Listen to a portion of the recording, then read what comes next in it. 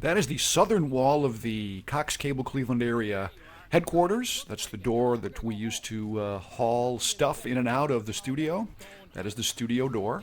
That wall is no longer there. The current business tacked on an entirely new edifice. So this is Cox Cable time capsule stuff. So here we are in episode 4. That's Les Szekely right there, as if you didn't know. And this is part of a quadrilogy of sketches. I love that word, sketches, called Goin Home, Goin apostrophe home. It's very important that it's spelled that way. It features Les Szekely in all 4 of them. It gives him a chance to just go to town, ad-libbing, improving, riffing, and the Goin Home quadrilogy was concepted and developed by Bruce Van Dyke, one of several of our first-person / subjective camera sketches. And it didn't strike me until I was putting these posts together for the 40th anniversary how many of Bruce Van Dyke's ideas and scripts involve first-person cameras. So that was a thing that Bruce explored a lot back then.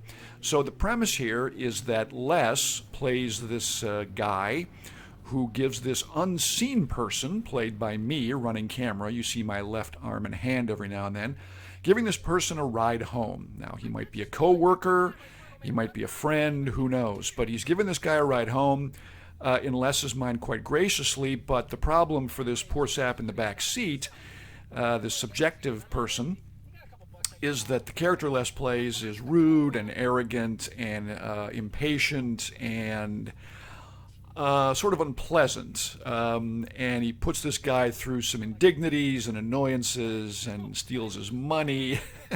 And that's what he's doing here. And so this all happens in a 4-part sketch. Now, this is from YTIC 4, which was an hour long. That's the end of segment 1. And it recurs throughout the episode. 2 of these segments in the first half, 2 in the second half. I'm showing them all to you together so you get the narrative as opposed to showing them to you one at a time as the posts go on. Here we are in segment 2. We are at a gas station that is no longer there. That is now a funeral home parking lot, so that may be symbolic in a certain way.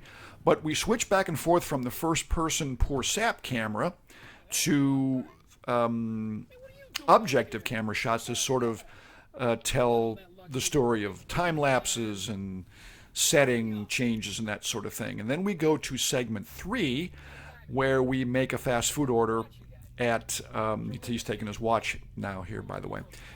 We go to McDonald's for a fast food order, and the fast food order you see is an actual fast food order. The person, the McDonald's employee named Cheri O, who we credit at the end of the episode, had no idea what we're doing, probably never did, even when the order ended, just so we could be authentic with that moment. So the idea here involves me running camera and acting in hopefully a human way. Oh, and by the way, this segment is funny now because apparently back in 1982 when Bruce thought this segment up, the idea of ATM cards was a novel, new idea. So that's not too dated. Here's the drive-thru scene. Now, of course, it was a very sunny day that day, being summer, and it was dark in the car, so with our limited equipment we had some iris problems. You can see the blooming there out the window, but you do get the idea.